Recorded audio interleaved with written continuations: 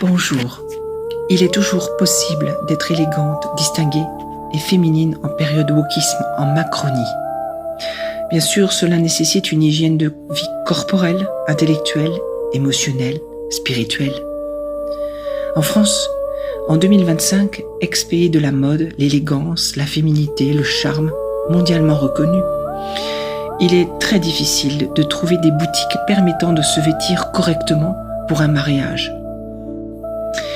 Ma robe et les accessoires ont été achetés sur Internet venant de l'étranger à de très faibles coûts et d'excellente qualité.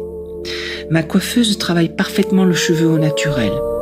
Mon esthéticienne ne travaille pas chez Tolens et ne fait aucun ravalement. J'assume entièrement mes 60 ans et ma féminité en 2025 en France dans un contexte complexe concernant le vivant. Le sujet peut sembler anodin au regard de l'actualité, nullement. Ce centré ne laisse aucune place à la négligence physique, émotionnelle, éducative, intellectuelle, spirituelle, etc. Et surtout, apporte un équilibre qui ne s'ébranle pas face à l'adversité, la manipulation, les leurres, pour tenter de nous détruire. Prendre sa réelle place, la tenir et l'alimenter sainement et richement, afin de rester aligné sur les vraies et belles valeurs humaines. S'aimer, se respecter et se faire respecter. Croire en soi sans se laisser dévoyer par des esprits torturés, malsains et déviants.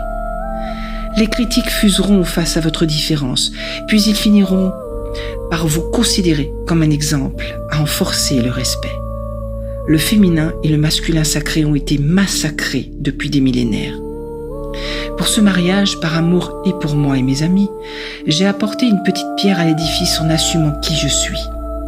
Non en gravure de mode dépassée, mais en une femme digne de ce nom. Et cela a parfaitement bien fonctionné, a fait réfléchir certains convives sur cette féminité disparue dans notre culture et pays. Vive le féminin sacré et la féminité à la française. C'est ma France. Et vous, quelle est la vôtre ?